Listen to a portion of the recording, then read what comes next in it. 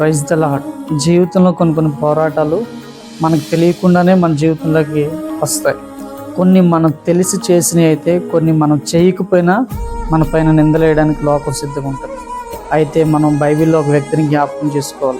ఎవరంటే పుట్టుకతో గుడ్డివాడైన ఒక వ్యక్తిని. ఆ వ్యక్తిని యేసుక్రీస్తు ప్రభువారు స్వస్థపరిచి కళ్ళు ఇవ్వగానే అప్పటి వరకు అతని గుడ్డివాణిగా గుర్తించిన జనాలు కళ్ళు వచ్చిన తర్వాత అతని గుడ్డివాణిగా ఏమాత్రం కూడా అంగీకరించలేకపోయారు. అది కూడా ఎందుకంటే యేసుక్రీస్తు ప్రభువారు ఆయన్ని బాగు చేసినందుకు.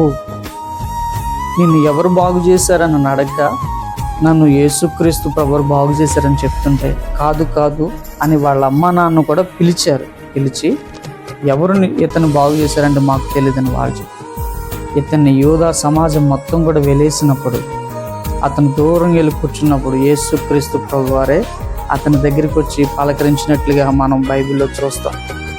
ఎవరు నేను బాగు చేశారని యేసు ప్రభువే ఆ వ్యక్తిని అడుగుతుంది. నాకు తెలియదు ఎవరు నజరేయుడని యేసయ్య అంటే, యేసయ్య చాలా చక్కని ఒక మాట అంటారు. ఏమంటారు తెలుసా? నీవు చూస్తున్నది నన్నే, నేనే నిన్ను బాగు చేశాను. మన జీవితంలో వచ్చిన పోరాటాలు కూడా కొన్ని మనం తెలిసి ఉండొచ్చు, కొన్ని తెలియకపోవచ్చు, కొన్ని మన అపరాధం వల్ల వచ్చి ఉండొచ్చు, మనం చేయకపోయినా ఉండొచ్చు. కానీ యేసుక్రీస్తు ప్రభువారు నీ పక్కన కూర్చునే సమయం త్వరలోనే ఉంది. Thank you so much for watching. నిరీక్షణ కలిగి జీవించండి.